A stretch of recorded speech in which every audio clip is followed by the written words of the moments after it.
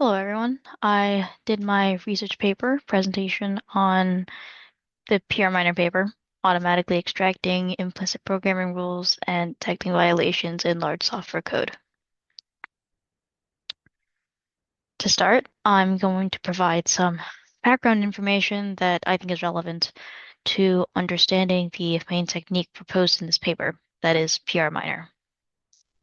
This section is going to contain things like what implicit programming rules are, what previous work has been done already, and what data mining concepts are used in PR Miner. Let's get started.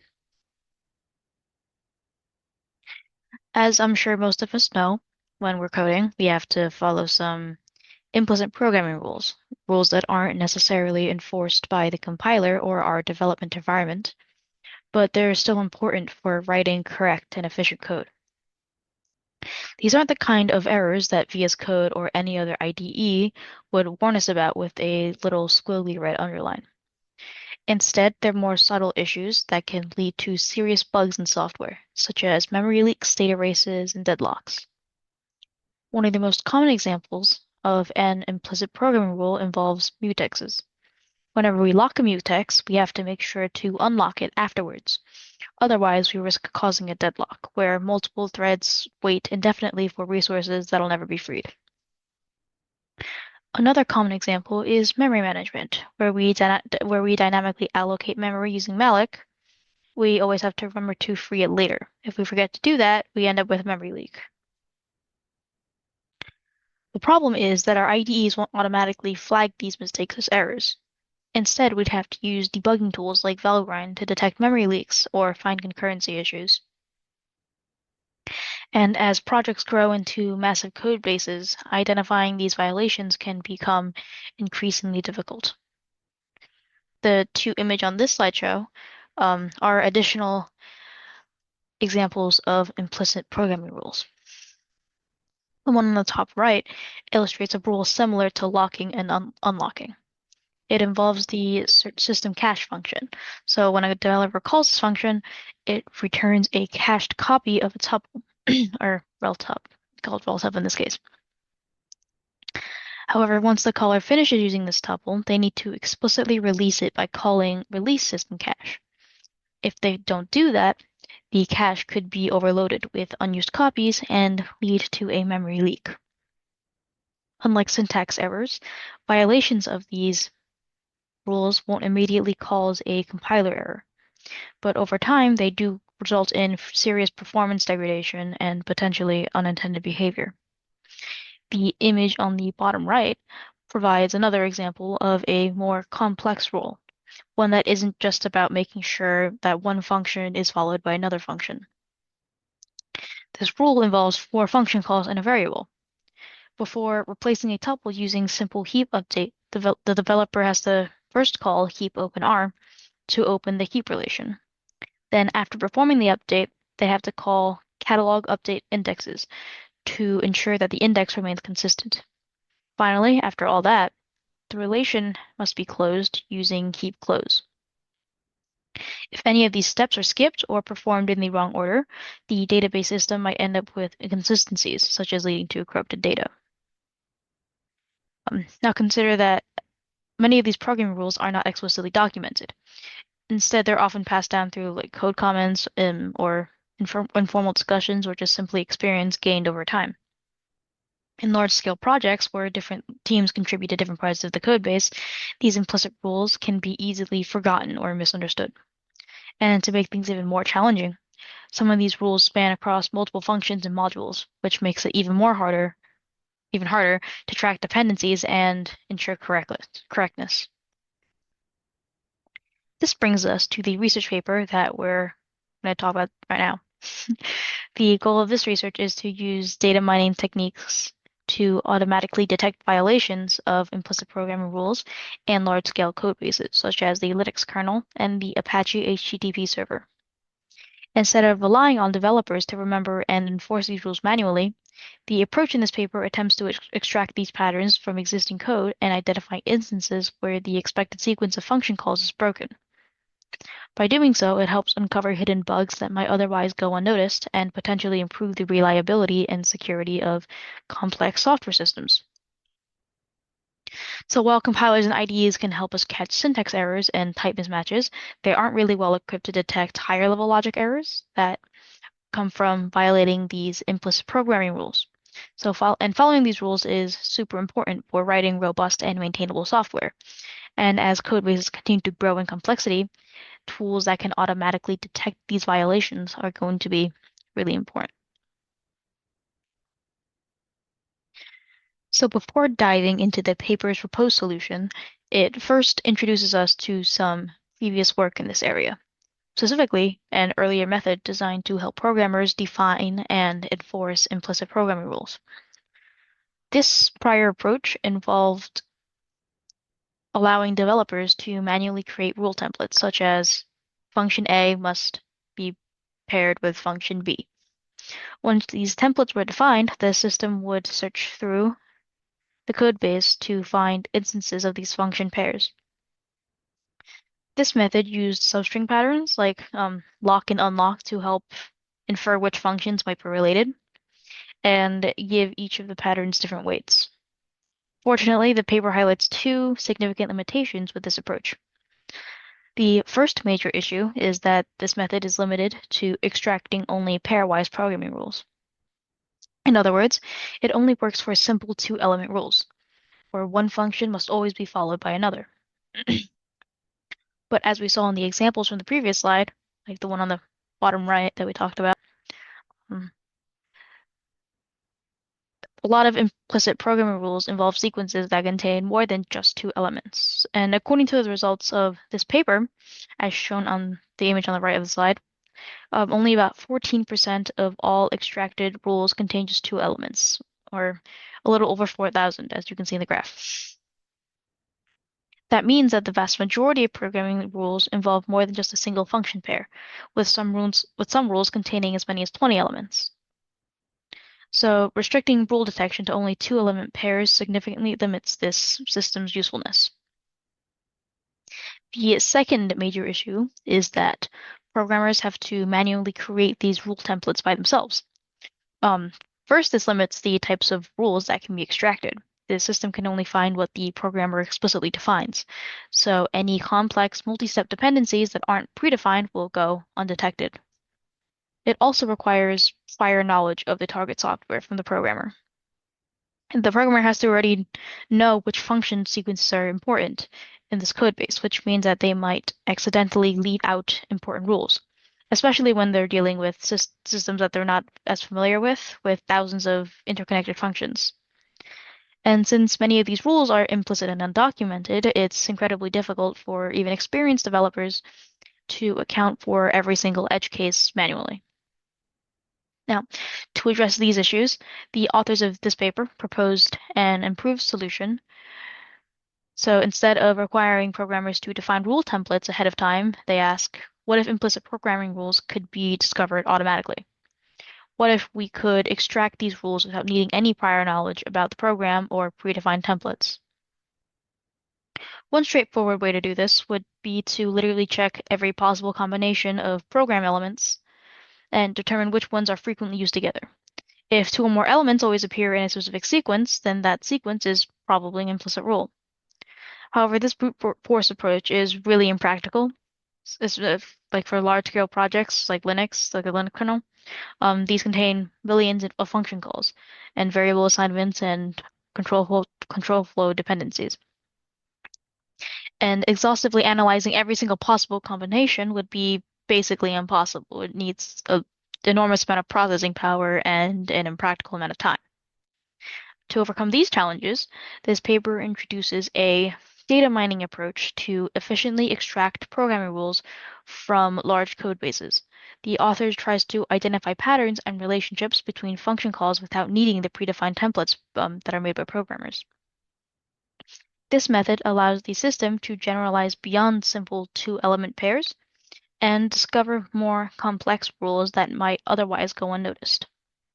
By focusing on frequent patterns rather than manually defined rules, this approach makes it possible to automatically detect violations and potential bugs in large software projects.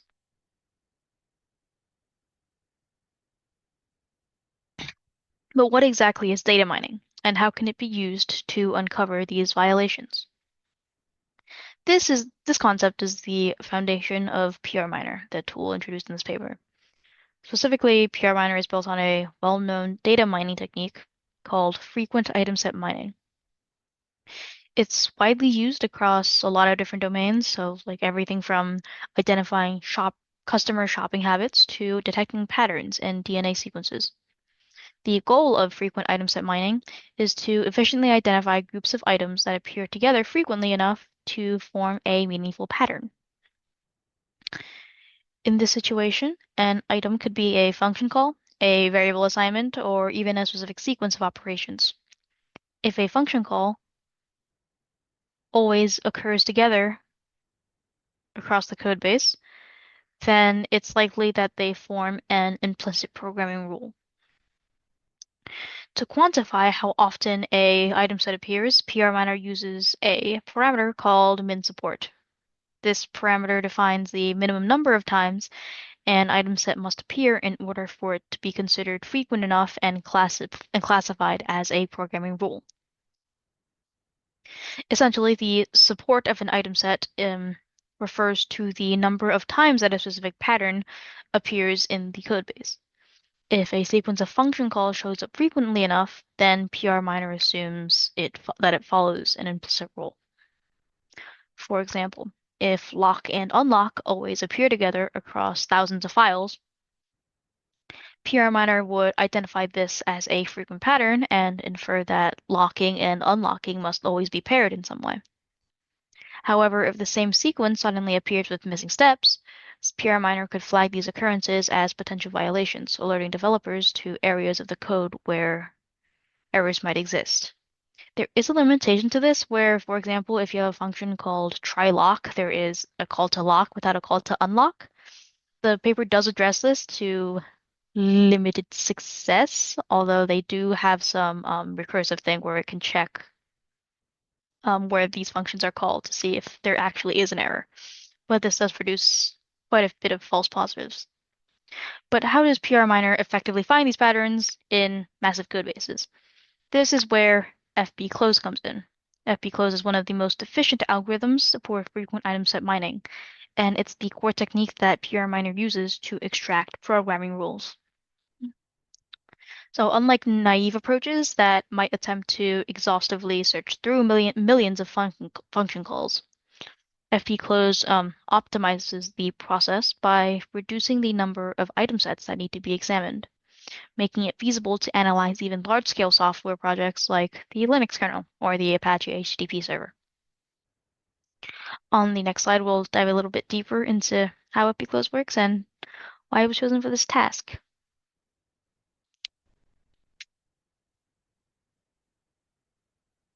So I know this, now that we have the definitions out of the way, this might still be a little confusing. So we're going to walk through an example to see how this works in practice. So here we have an item set database, which we'll call D. This database contains multiple sets of items, and our goal was to find frequent item sets, groups of items that appear together frequently enough to be considered a pattern. And let's focus on one particular subset in our database, ABD. And if we look at our data set, we can see that ABD appears in the first three item sets. There's like ABD, I don't know if you can see my mouse, but like ABD's here and ABD's here. B and D aren't in the fourth one, so that doesn't count. Since it appears in three of these, the support of this item set is 3. And let's say that we set min support to 3. This means that we're only interested in subsets that appear at least 3 times in our dataset. Given this threshold, we can extract A, B, D, AB, AD, and BD and ABD. Notice that the A appears 4 times, while the rest of the subsets appear exactly 3 times. That'll be important in a minute. Now, here's where FBClose comes in and makes things more efficient. Instead of listing all of these subsets explicitly, FBClose optimizes this process by discarding redundant subsets. Specifically, it removes B, D, AB, AD, and BD. Why does it do this? Well, because all these smaller subsets are already covered by the larger frequent item set ABD. So like B is already in there, D is already in there, AB is already in there, and so on. And since they all appear the same number of times, that is three, keeping all of them would be redundant and just waste computing power. So instead, FBClose would only output the two most essential sets. ABD, since it's the most complete frequent item set, and A, because it appears more frequently than the others, so that makes it not redundant. By filtering out these unnecessary subsets, FBClose can dramatically reduce the amount of data that needs to be stored and processed, which makes it an efficient approach for frequent item set mining in large-scale applications like finding programming rules. Um, Hopefully that makes a little more sense now, and we can get into the actual technique that is what this research paper is about.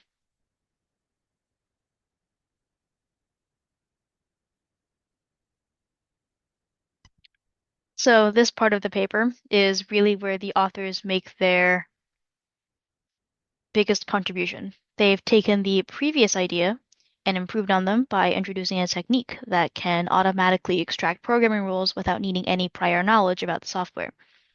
This means that there's no need for manually created rule templates or really any kind of predefined weight association from the programmers. Even better, PRMiner is designed to be flexible. Right now, it uses the GCC frontend to parse C code when data mining the Linux kernel. But in theory, you could just swap out this front end and you could make it work for any other programming language like Java or something without having to change the overall approach of this method. But how does it actually work? PRMiner has two main phases or parts. First, it tries to scan the entire code base and find common patterns. It looks for function calls, variable interactions, and any sequence of operations that occur together frequently. And once it defines these recurring patterns, it groups them into item sets, forming what we can now think of as implicit programming rules. Basically, if some combination of function calls shows up often enough, PRMiner assumes that this must be an expected rule in the codebase and adds it to its list. Once the programming rules are extracted, PRMiner then goes back to check for violations. This means looking for instances where a function or operation is missing its expected counterparts, like a lock without an unlock. If PRMiner finds a missing function call or an unexpected order of operations, then it flags that part of the code as a potential violation. The image on this slide gives us a big picture view of the entire process of how PRMiner works. First, we start with the source files. PRMiner reads through all the code to identify function calls, control flow patterns, and relationships between program elements. Notably here, instead of storing these functions and stuff as raw text, PRMiner hashes each element into a unique numerical value. This means that rather than working with function names and variable identifiers, PRMiner processes everything as numbers. The reason we do this is because different variables might have the same name depending on the context in which they are used. For example, there can be a function called lock, but there can also be a global variable also called lock. These are obviously two different things, so PRMiner has to accommodate for that accordingly. This has the added benefit of just making PRMiner faster since it doesn't have to deal with raw text processing and can just use numerical item sets. Once every function is transformed into an item set, PRMiner can apply frequent item set mining to find patterns, basically figuring out which function calls and operations are most commonly paired together. If a certain combination of numbers appear frequently enough, they are flagged as implicit programming rules, which we will use later on for violation detection. After that, there is an optional human review step, where a human programmer could manually verify whether the discovered rules actually make sense and are actual rules. But interestingly enough, the authors of this paper didn't see the need to do that for their experiment. So, then PR Miner scans the code base for violations. Any instance where a rule is broken, like forgetting to release memory or failing to close a resource, these are flagged as potential bugs. Finally, the detected violation is ranked. Detected violations are ranked. PRMiner sorts them based on their support values, and the ranking process is based on confidence scores and the frequency of rule violations, which we won't get into much detail into that in this presentation because it's kind of confusing. By automating this entire process, PRMiner provides an efficient solution to detect software bugs, especially in these huge code bases, where manually checking for rule violations would be basically impossible.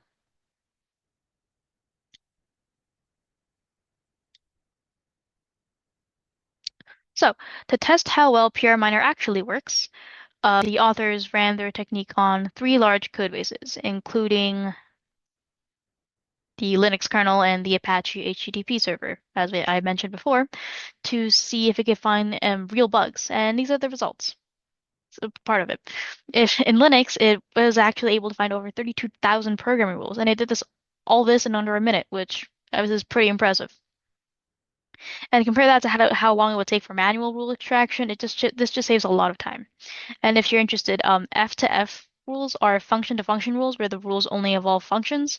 V to V rules are variable to variable rules that only involves variables or data types. And F to V rules both involves both functions and variables. Now, with these rules, we can start the next step of the process, that is detecting violations to these generated rules.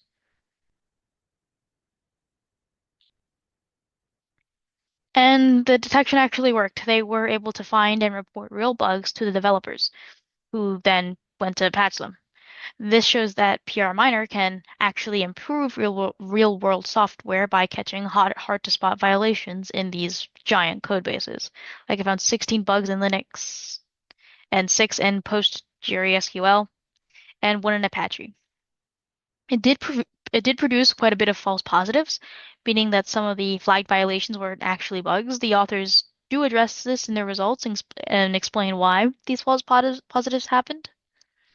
But something that I personally thought was really cool was how Pure Manner handles the programming rules with 100% confidence during the rule extraction phase.